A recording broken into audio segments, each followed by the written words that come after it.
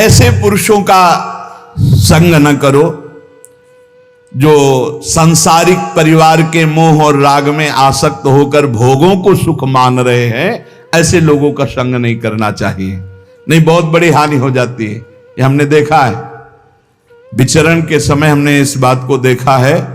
कई ऐसे साधक बहुत सावधान, मतलब परिवारासक्त मोही पुरुषों का संग साधक के लिए जहर है। जिस संसार के राग को छोड़ करके तुम भगवान के मार्ग में आगे बढ़ना चाहते हो, चाहे गृहस्थ हो चाहे विरक्त हो, बहुत संभल करके सत्संग करो, बहुत संभल करके संग करो।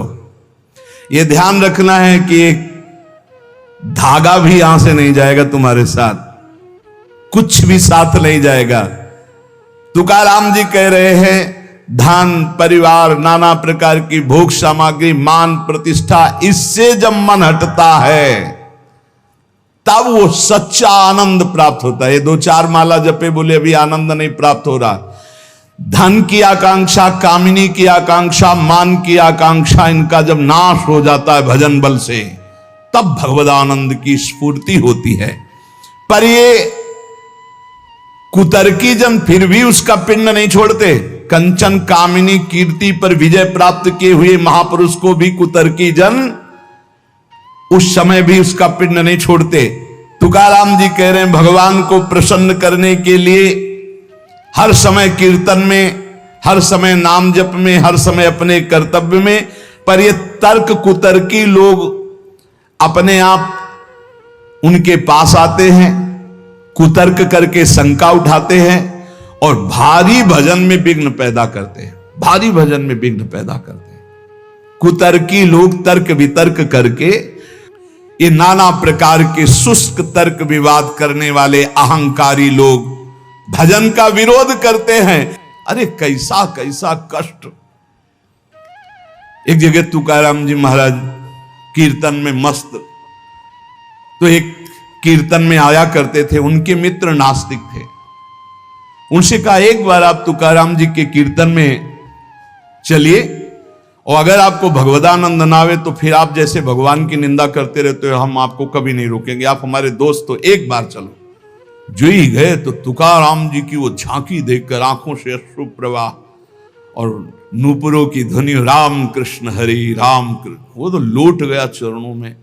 अब रोज कीर्तन में, अब कीर्तन के बाद थोड़ी देर सत्संग होता, अब उसमें ब्रह्मचर्य आदि की महिमा वो अपनी पत्नी से बोलना बंद कर दिया। तो जैसे काफी समय हुआ तो उसको पता चला कि ये कीर्तन में तुकाराम जी के पास जाते इसलिए बोलना, तो बोले मेरी जिंदगी का नाश करने वाला, हाथ जोड़ करके पति से कहा आपका तो उद्धार हो गया, मेरा उद्धार कैसे होगा? बोले चलो चलते हैं आज कीर्तन में। बोले नहीं, पहला कदम अपने गुरुदेव को घर में लाओ, एक बार चरणामृत उतारें, घर में चरणामृत डालें, फिर भगवान मेरी ये पत्नी को कैसे, जैसे मेरी बुद्धि शुद्ध हो गई, इसे बड़ा प्रसन्न हुआ। तुकाराम जी से कहा जा गया अपार कृपा आपकी, पूरी बात बताई। उनका भाई यदि तुम्हारी पत्नी को ऐसी प्रसन्नता और तो मैं अवश्य चलूंगा। सीधे सरल भक्त आ गए, उसने बीच आंगन में बैठाला, जो दरवाजा रसोई का था उसी के सामने, और पहले से 5 लीटर पानी खौलने को रख दिया था। घंटों पानी खौल रहा है, उसमें डालती जा रही है। जब तुकाराम जी बैठ गए, आई सामने, प्रणाम किया और देखा ये वही है जिसने मेरे पति को बरगला दिया और जब से इसके पास गए आज तक मुझसे बात नहीं, आज मैं मजा चखाऊंगी। और बस कपड़ा से पकड़ भगोना लाई, ऊपर तुकाराम खौलता हुआ पानी, विठ्ठल विठ्ठल पांडुरंगा पांडुरंगा, सब छाले छाले पूरा शरीर, और गर्म पानी इतना। ऐसे थोड़ी संतों के जीवन में तुम्हें कैसे कैसे कष्ट बताए।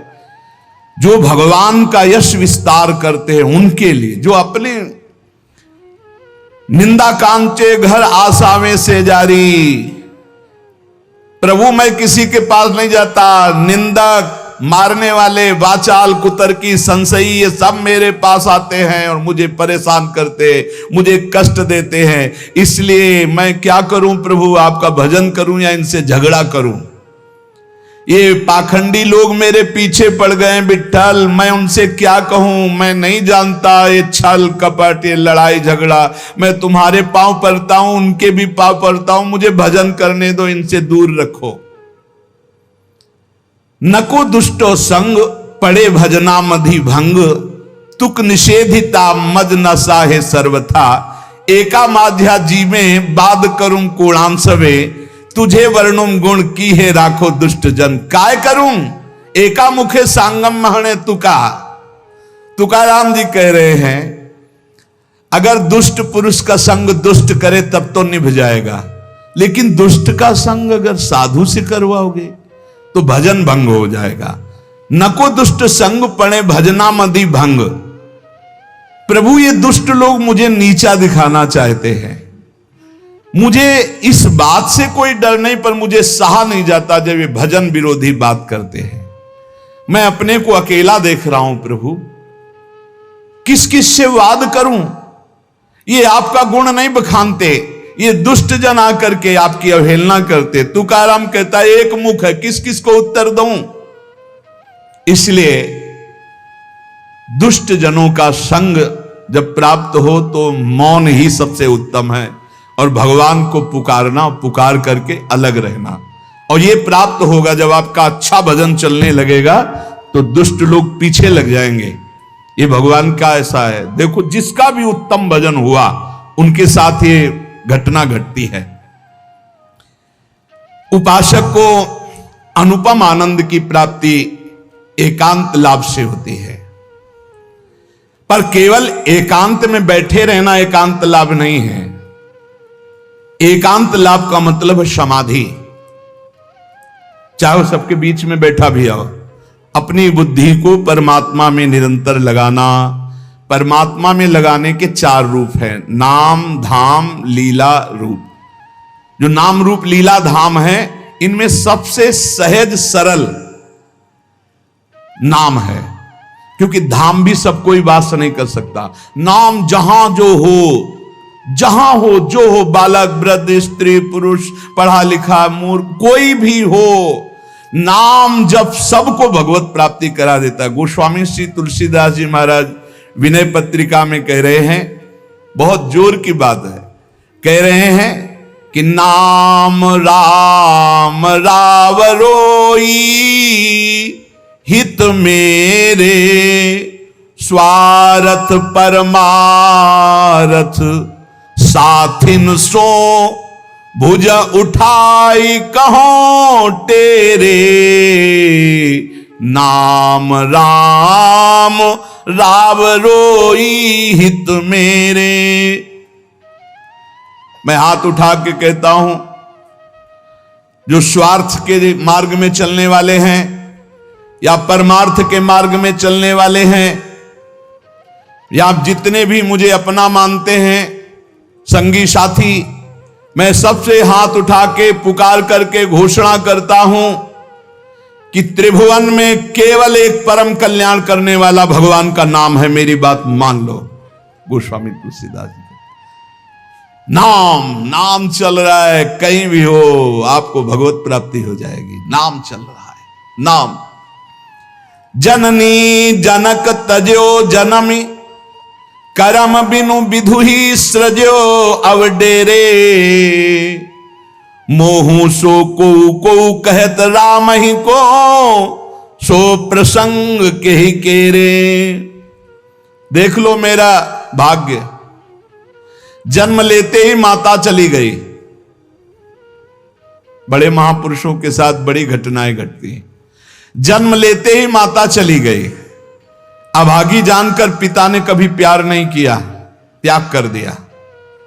जिस पुत्र के प्रकट होती मेरी अर्धांगिनी चली गई, मैं ऐसे पुत्र का मुंह भी नहीं देखना चाहता।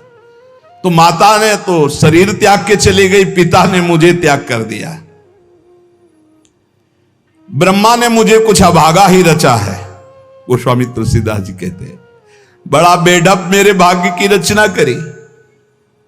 जिसके दरवाजे में खड़े हो जाते टुकड़ा नहीं देता, भगा देता। जिस दासी ने पालन पोषण किया, कुछ दिन बाद वो भी पधार गई। सबको ये भ्रम हो गया कि तुलसीदास जी महाराज के लिए कि बड़ा भागा बालक है, जिसके दरवाजे पे खड़ा होगा कोई घटना घट जाएगी, कोई भोजन नहीं देता। बोले ब्रह्मा ने कुछ भाग्य ही ऐसा रचा था। अब जो मुझे समझ में आया कि मेरा जो भाग्य बदला वो राम नाम से, राम राम राम, पकड़ो बात को पकड़ो। अब तो कोई कोई कहता है कि तुलसी राम का है, अब अभाग्य मिट गया। बड़े बड़े बादशाह ताज उतार कर रखते हैं, जानते हुए सब क्यों हो रहा है? क्योंकि हमने राम नाम का आश्रय ले लिया। अब खूब राम राम राम राम जपता हूं, उसका परिणाम हुआ कि सब कोई सम्मान देता है, सब ताज उतार के रख रहे हैं, प्रणाम नमस्कार दुनिया वाह वाह। क्यों? क्योंकि राम राम जपता हूं, राम का हूं, इसलिए। बात समझो। अगर पकड़ पाओ कह रहे हाथ उठा के कह रहा हूं, जन्म से अभागा कहा गया, मां पधार गई, पिता त्याग दिया, संसार के लोग कहते अभागा है, लेकिन राम नाम का प्रताप ऐसा उदय हुआ। मोहू से को कहत राम ही को सो प्रसंग कह के रे, उसी नाम के बल से लोग अब कहने लगे तुलसी तो राम का है। फिर ओ ललाट बिनु नाम उदर लगी, दुखो दुखित मोहि हेरे। आहा, जब मैं राम नाम का आश्रय नहीं लिए था, तब पेट भरने के लिए द्वार द्वार पर ललचाकर भूख से व्याकुल होकर खड़ा होता। उस समय मेरी दशा मुझे याद है कि अगर दुख देखे तो दुखी हो जाए, ऐसी मेरी दशा थी। बालक अवस्था, भूख से व्याकुल, दूसरे के दरवाजे पे खड़ा और धक्का मार के लोग भगा देते, अभागी है। फिर ओ ललाट बिनु नाम उदर लगी, दुखो दुखित मोहि हेरे। अब बोले नाम प्रसाद लहत रसाल फल, अब हो बबूर बहेरे। नाम राम राव रोई हित मेरे। जब नाम जब शुरू हुआ तो नाम की कृपा से क्या हुआ कि बबूल और बहेड़े के जो वृक्ष थे, अब उनमें आम लग गया।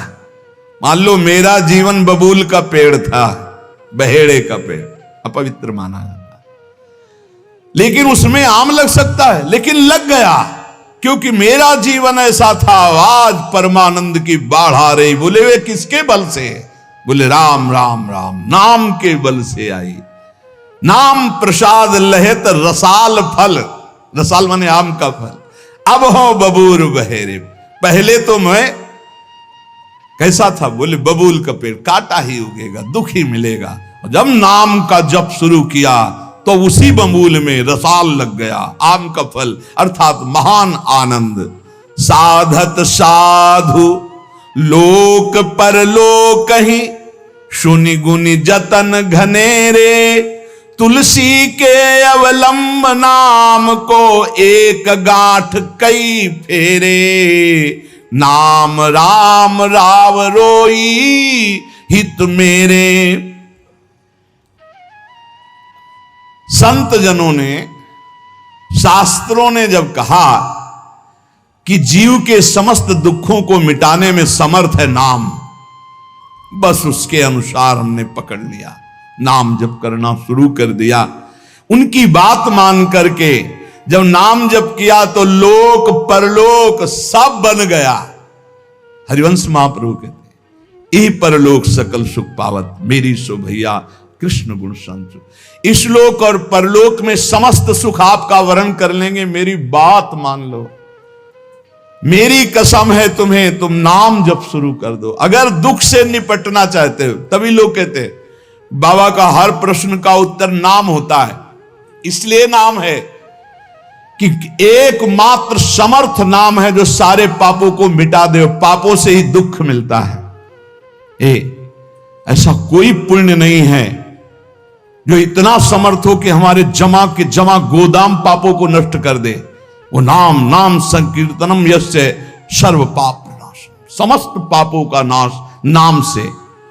लोक परलोक बनाना है तो संतों से सुना, शास्त्रों में सार बात पकड़ी, नाम कीर्तन नाम जप। अब तुलसी ने तो एक ही सहारा पकड़ लिया है, राम राम राम, एक ही अवलंबन। जैसे गांठ तो एक ही होती है, लपेटा उसमें 100 मार दिए जाए, ऐसे ही साफ शास्त्र हैं, मेन बात है, पॉइंट की बात है, नाम जप। यज्ञानाम जप यज्ञोष्मी, जितना नाम जप कर लोगे उतने ही सुखी हो जाओगे। बात को पकड़ लो। गोस्वामी तुलसीदास जी कहते हैं, तो श्री तुकाराम जी महाराज कहते हैं, संदेह मत करो, वही एकांतवास सफल है जो समाधि में है। समाधि कैसी है? नाम की समाधि, नाम का ध्यान, 2 अक्षर राधा, वही गूंज रहा है। अब समाधि में बैठे हो तो एकांत, एकांत में बैठे हो तो एकांत। और अगर नाम जप नहीं चल रहा तो श्री तुकाराम जी महाराज कह रहे हैं, केवल एकांत में बैठे रहना प्रमाद है। एकांत में समय व्यतीत पड़े हैं वो प्रमादी है। तो कहा ऐसे एकांतियों को, जैसे सांप भी तो बिल में रहता है, गुफा में चूहा भी रहता है, पीछे आपने चर्चा सुनी, क्या उनको भगवत प्राप्ति हो जाती है क्या?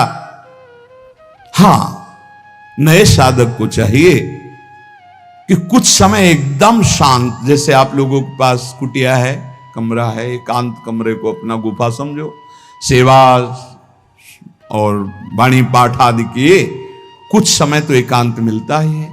उस समय बैठ करके मन को प्रभु के चिंतन में, कई बार हम कहते हैं कि आप कहां हो, हजारों बार यहां सत्संग में कहते हैं नाम चलाओ, अंतर्मुख। जब हम सेवा में लगे हैं तो नाम चिंतन चल रहा है, जब सेवा से विलग हैं तो एकदम समाधिस्थ हैं, एकदम आनंद, नाम चल रहा जी। ठाड़े बैठे परे उताना, कबीर काहे हम राय ठिकाना। चिंतन ही हमारे जीवन का सार है, इतनी बात समझ लो। अगर आपका चिंतन नहीं चल रहा, हम कोई महत्व नहीं रखते, इन सब बाहरी बातों का महत्व नहीं रखते, ध्यान रखना। खास बात है आपका चिंतन क्या चल रहा है। हमारे हृदय को प्रसन्न करने वाली सबसे बड़ी सेवा है आपका चिंतन। अचानक दृष्टि आपके चेहरे में पहुंचे और आपकी नेत्र दिखाई दे रहे अंतर्मुखता में, एक हृदय में शीतलता आ जाती है, हाँ काम हो गया। अगर साधक ऐसे चलेगा तो बहुत जल्दी काम हो।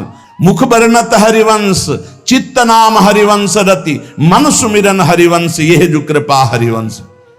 एक क्षण का भी, जैसे हम चर्चा कर रहे हैं तो भगवत चर्चा और एकांतिक कर रहे हैं तो भगवत प्रश्नोत्तर, उस समय भी किसी के भी एक चेहरे को लक्ष्य बना लेते हैं। वो समझता है हमको बहुत प्यार करके देख रहे हैं, नहीं, हम उस समय नाम लिखते हैं, नाम लिख करके वार्ता करते जा रहे हैं, बराबर दृष्टि उसके जमाए हुए हैं। वो समझ रहा है हमारी तरफ देख रहे हैं, हम बिल्कुल नहीं पहचानते ही नहीं कौन होगा, हम तो बोर्ड मिल गया, अच्छा उसमें नाम लिख रहे हैं, अपनी वार्ता कर रहे। साधु हर समय सावधान सो, साधु नहीं, साधु काहे का, सेवा सुमिरन सावधान। इसलिए हम माइक से गरज के कह रहे हैं कि हम कभी भी किसी से पूछ सकते कहां हो। पक्का समझ लो, हमारा कोई व्यवहार नहीं है, हमारा कोई प्रिय नहीं, हमारा सबसे प्रिय वही है जो भजन करता है, जो सुमिरन करता है। अचानक दृष्टि पड़ी, आपसे पूछा कहां हो जी, अच्छा ठीक है, हृदय शीतल हो जाएगा। अगर सुमिरन नहीं तो फिर हमको आप अगर सेवा शब्द से प्रभावित हो तो सेवा है आज्ञा, आज्ञा समन सुसाहिब सेवा।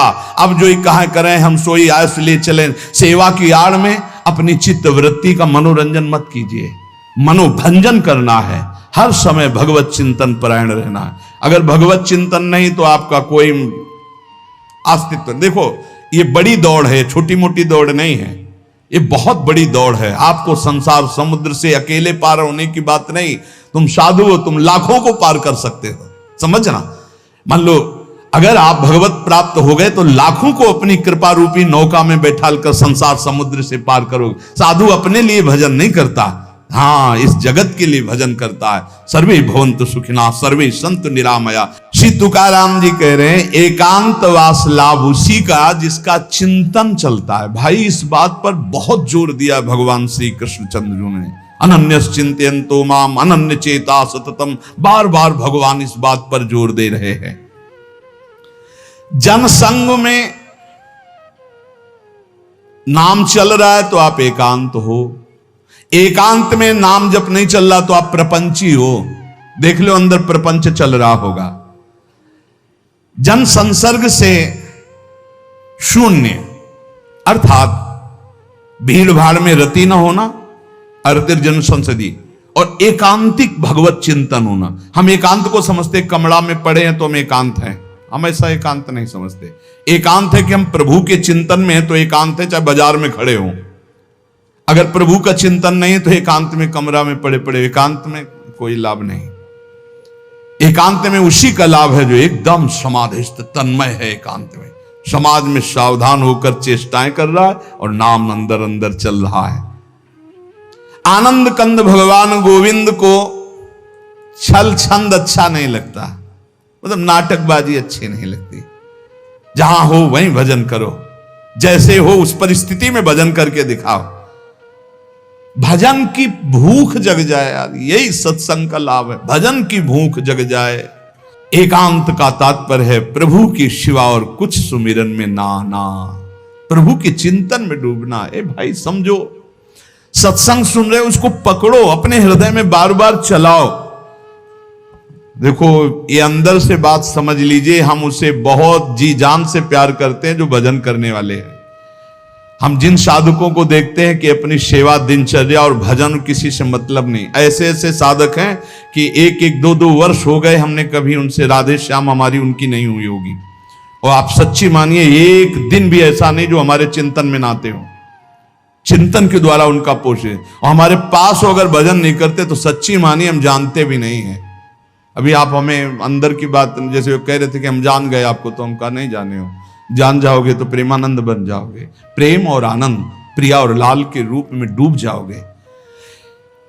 ये हमारे गोविंद आनंद कंद सच्चिदानंद प्रभु को ये छल छंद अच्छे नहीं लगते, उनको तुम छल कपट में नहीं फंसा सकते। एकांत निष्ठ भक्त, उसका मतलब हम तुरंत ले जाते हैं कमरा एकांत, गुफा एकांत नहीं, एकांत हृदय, एकांत निष्ठ भगवान के चरणारविंद में।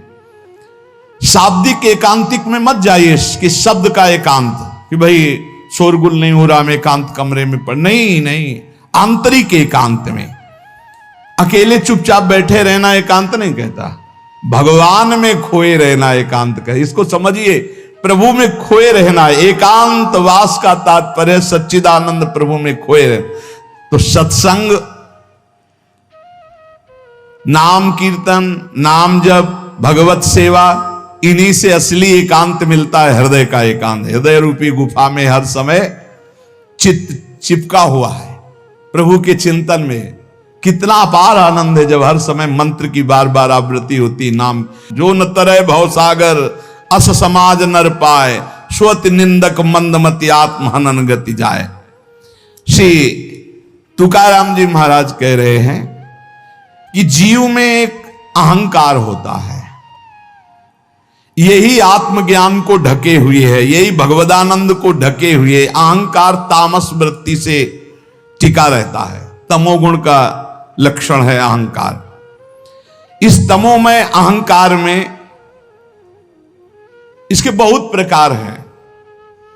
मैं स्त्री हूं, मैं पुरुष हूं, मैं विद्वान हूं, मैं धनवान हूं, मैं कुलवान, बहुत तरह के अहंकार हैं। सब अहंकार के भेद ही हैं। ये मैं देह हूं, ये मुख्य अहंकार बनता है जाकर, मैं देह। इस मलिन अहंकार से उज्जवल अहंकार ढक गया कि मैं ब्रह्म हूं, ये ढक गया। देह मैं हूं कहने के साथ ही लाखों चिंगारियां अहंकार की प्रकट हो गई।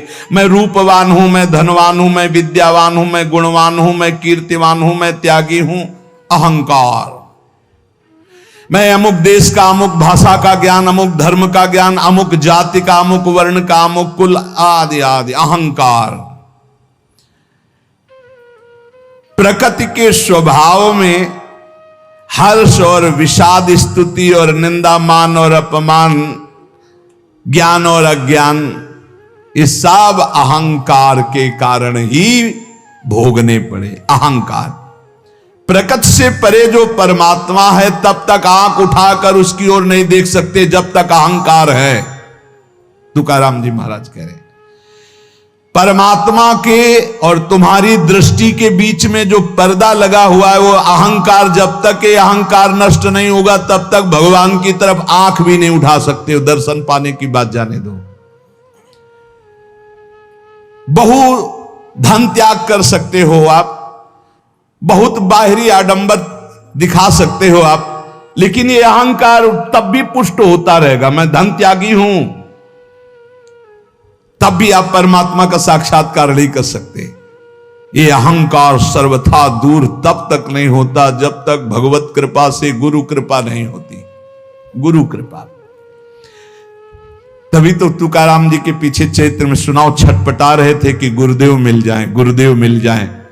जैसे जैसे गुरु की कृपा अवतरित होती हृदय में, वैसे वैसे अहंकार का पर्दा भस्म होने लगता है, आग ही लग जाती है। अहंकार भस्म हो गया। जो ही अहंकार का पर्दा फटा तो सन्मुख परमात्मा का साक्षात्कार, वही अहंकार पर्दा है। जैसे कोई प्रवीण कला विद्या से युक्त हो पर आसन लगा करके अपने सामने पर्दा कर दे तो न कला दिखाई देगी, न प्रवीणता, न गुण, न वो। ऐसे ही समस्त कला समस्त विद्याओं के गुरु तुम्हारे हृदय में आसन लगा के बैठे पर अहंकार का पर्दा लगा, अहंकार हटा दो, समस्त गुण और विद्या के समुद्र भगवान का साक्षात्कार हो जाए। ये अहंकार किसी भी गुण कला विद्या से नहीं मरता है, इसको और अहंकार हो जाता है। मैं कलावान हूं, मैं विद्यावान हूं, मैं गुणवान हूं। अरे यहां तक कि मूर्खता का भी अहंकार होता है। चित्त में अहंकार को पोसते पोसते अनंत जन्म व्यतीत हो गए, अब भगवान के मार्ग में चले तो नम्रता का अहंकार हो गया है। यह भी है, मैं बहुत सरल हूं। अरे कितना बोझा लदा है अहंकार का। तुम और समझो, धूर्तों को धूर्तता का भी अहंकार होता है। कल्याण के मार्ग में चलने वाले साधकों के अंदर यह अहंकार प्रकाशित होता है तो देख पाते हैं, ज्ञानी लोग नहीं देख पाते हैं। ये साधकों को क्लेश देने लगता है, तब जान ले कि इसके मिटने का समय आ गया। जिसको अहंकार चुभने लगे, एक साधक रो रो के कह रहे थे कि मुझे ऐसा अहंकार है कि मैं दैन्य हूं, भगवान की विशेष कृपा मेरे ऊपर, मैं बहुत भजनानंदी हूं क्योंकि हर समय नाम जप करता रहता हूं, तो मुझे डर लगता है कि इस ऑपरेशन का कहीं कोई कठोर विधान भगवान न कर दे। तुमका उसे डरना तो चाहिए क्योंकि भगवान ऑपरेशन तो बहुत अच्छा करते हैं, पक्का करते हैं, पर घटना बहुत। तो बोले मुझे डर लगता है, मैं सहन नहीं कर सकता कि अगर कोई ऐसी घटना आई तो यही अहंकार है, वो बचना चाहता है। तो हम कहा डरो और भगवान से प्रार्थना करो, नहीं तो ऑपरेशन थिएटर साथ ही लिए घूमते भगवान, पता नहीं कब कहां कौन सी घटना घटा दे कि सारा अहंकार मिट्टी में मिल जाए। तुकाराम जी महाराज कहते हैं, पहले पहले जब साधक जानने लगता है कि अहंकार मेरे अंदर जागृत हो गया, तो जहां तहां सम्मान से बचने लगता है और उसकी वाणी का लोगों पर प्रभाव पड़ने लगता है। तब अहंकार उपाधि रूप धारण करने के लिए फिर आ जाता है चौड़े पे। बहुत बड़ा युद्ध है। तुकाराम जी कह रहे हैं कि जो असावधान है चारों तरफ से चोर उसका माल चुरा ले जाते हैं। ऐसे ही अहंकार की वृत्ति साधक को असावधान कर देती है और उसका सारा भजन भगवत भाव सब ये काम क्रोध लोभ मोह चुराने लगते हैं। अब मुझे तो डर नहीं क्योंकि मैंने बहुत बड़े बलवान का आश्रय ले लिया, पांडुरंगा। हे हरि, अब तुम संभालो अहंकार का ऑपरेशन, आप करो, आप इसको संभालो। पदो पदिम नारायणा तुमची करीन भावना। हे हरि, हे नारायण, अब तो मैंने सब तुम्हारे चरणों में अर्पित कर। ये बहुत बढ़िया बात है। आखिरी बात, अपने अहंकार को नष्ट करने के लिए भगवान के सामने पेश कर दो। हे महावैद्य, अहंकार रूपी फोड़ा बढ़ रहा है, इसको बैठाल दो या ऑपरेशन करो, अब आपके सहारे हैं, आप देख लेना, वो ठीक कर देंगे। बहुत कृपालु हैं वो, कहीं ना कहीं ऐसी लीला रचेंगे कि बिल्कुल अहंकार ठीक हो जाएगा। सच्ची मानो, भक्तों के जो पैर फिसलते हैं तो कीन हो इसका बहु अभिमाना सोखो वंचा कृपाली धाला। भगवान उसके अहंकार का नाश करते हैं। अहंकार भगवत भाव को नष्ट करता है, भगवत भाव अहंकार को नष्ट कर देता है। बात समझना, जब अहंकार भजन करते हुए बढ़ता है तो भगवत भाव नहीं आने देता है, और जब गुरु कृपा से भगवत भाव बढ़ता है तो इस अहंकार की धज्जियां उड़ा देता है। इसलिए हम भगवदानंद की प्राप्ति के लिए कंचन, कामिनी, कीर्ति तीनों खाइयों से बचने का प्रयास भगवान के नाम बल से करें। अधिक से अधिक आंतरिक एकांतिक हृदय को देखते रहें कि प्रभु के नाम में लगा है कि नहीं, और किसी भी बात का हमारे अंदर अहंकार ना आने पावे। यदि अहंकार आवे तो भगवान की शरण में होकर पुकारें कि हे नाथ मेरे इस मलिन अहंकार का नाश कीजिए। अगर हमारा जीवन सावधानी पूर्वक गुरु कृपा से चलता रहा तो इसी जीवन में अहंकार नष्ट हो जाएगा और भगवान का साक्षात्कार हो जाएगा, जो जन्म जन्म की बिगड़ी बन जाएगी। समस्त साधकों से गृहस्थ विरक्त सबसे प्रार्थना है, रोज के सत्संग का सार विषय है कि आप अभी तो सत्संग सुन रहे हैं, लेकिन इसके बाद आपका चिंतन क्या है। आप जब यहां से चलते हैं तब आपका चिंतन क्या है, आप जब घर की दिनचर्या में होते हैं तब आपका चिंतन क्या है। ये कोई संसारी ड्यूटी नहीं कि आप कथा सुने, आप बाणी पाठ के, इसके बाद आप फ्री हो गए, आपका काम हो गया, आप हर समय मनोरंजन सांसारिक चिंतन नहीं भाई। हमें हर समय सावधान, यहां तो सावधानी है ही क्योंकि समूह में हो, एकांत में विशेष सावधान रहकर नाम जप करो। देखो नाम जप चल रहा है ना, कोई भी विषय आपको नहीं बांध पाएगा। हम कई बार कुछ साधकों से कहते हैं कि विषय सेवन तभी बांधता है जब आप नाम जपने का, अगर आपके अंदर चल रहा है राधा वल्लभ श्री हरिवंश राधा वल्लभ श्री, आप प्रसाद पा रहे हो, आपको स्वाद नहीं बांध पाएगा। कोई भी भोग, कोई भी विषय तभी बांधता है जब आपके बीच में भगवत स्मरण नहीं होता। इसलिए हम कहते हैं चिंता मत करो, चिंतन करो, नाम को बार बार पकड़ो। नाम पकड़ लो, विषय के बीच में रहते हुए भी विषय आपको नहीं बांध पाएगा। बस बात समझना है। जब समझ में नहीं आता हो, हम डरते हैं तो हम कहते हैं विषय फेंक देते हैं। इस विषय को फेंक दोगे, लेकिन इसका जो राग चिंतन है, समझो, तन छाड़े मन गही रहे दोनों ही दुख होए। बात को समझिए, साधक समझता नहीं। तन छाड़े और मन गई रहे तो दोनों ही दुख होए, और रसबल छूटे जो विषय तब ही तो सुख होए। समीप है ये विषय, लेकिन अंदर से भगवत चिंतन का आनंद है। ये विषय क्या कर लेगा? अब बाहर से फेंक दियो, अंदर से इसका चिंतन हो रहा है तो बहुत दोनों ही दुख होए। उपासक नाम न छोड़े। जब उनसे कहते ना ऐसा कैसे हो सकता है, करके तो देखो ऐसा होता है, ऐसा ही होता है। विषयान गृहणंत मुंचंत, वह स्थिति तभी आएगी जब आप नाम में स्थित है, नाम में आपका मन स्थित है। अब आप विषयों का बीच में है तो भी कोई सेवन हो रहा तो कोई फर्क, त्याग हो रहा तो कोई फर्क नहीं। आप इस स्थिति को प्राप्त करने के लिए नाम पर ध्यान दीजिए। नाम जब चलेगा तो रमा बिलास राम अनुरागी, तजत बमन जिम जन बड़ भागी। इसलिए भाई चूकिएगा नहीं, बहुत महिमामय समय है। खूब नाम जप करके भगवदानंद की प्राप्ति की जाए। इसी जन्म में प्रिया प्रीतम से, हाँ बिल्कुल आमने सामने उनके चरणों में लौटे, उनकी सेवा। ये घर के लोग हैं, ललिता विशाखा चंपक चित्ता, ऐसा अपने परिवार है, वहां चलना है। हम भूल से आ गए संसार में, अब हमें अपनी भूल मिटाकर फिर धाम पहुंचना है। बिल्कुल नजदीक आ चुके हैं, बस दरवाजा क्रॉस करो, चिदानंद धाम में प्रवेश हो जाएगा।